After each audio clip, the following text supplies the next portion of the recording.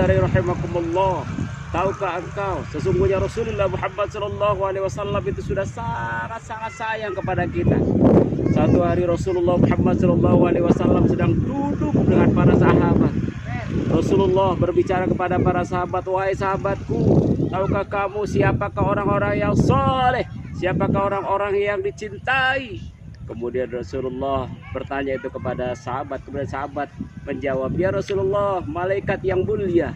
Kemudian Rasulullah bilang, bagaimana dengan malaikat? Karena malaikat itu langsung menerima perintah dari Allah. Kemudian sahabat berkata, ya Rasulullah, kalau begitu para nabi dan rasul. Kemudian Rasulullah bilang, bagaimana nabi dan rasul? Karena nabi dan rasul sudah menerima wahyu dari Allah. Kemudian kalau begitu ya Rasulullah, kami sahabat-sahabatmu. Kemudian Nabi bilang, bagaimana kamu tidak mulia wahai sahabat-sahabatku? Engkau melihat aku berbicara, engkau mendengar apa yang aku katakan.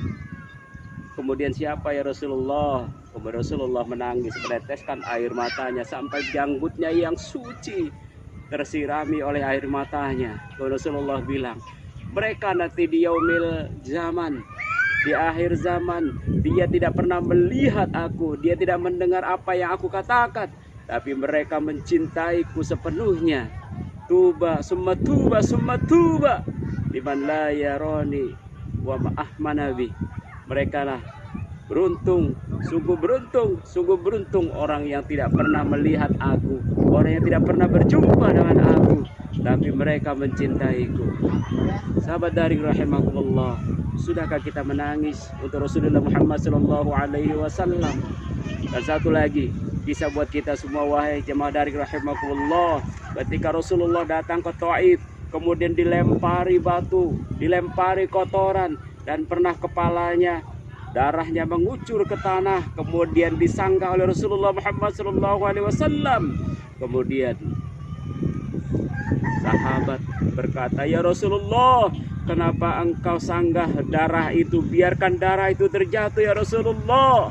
Kemudian Nabi berkata, aku menyanggah darah ini. Kalau darah ini sampai jatuh ke tanah Taif, Allah akan turunkan banjir, Allah akan turunkan azab di tanah Taif ini.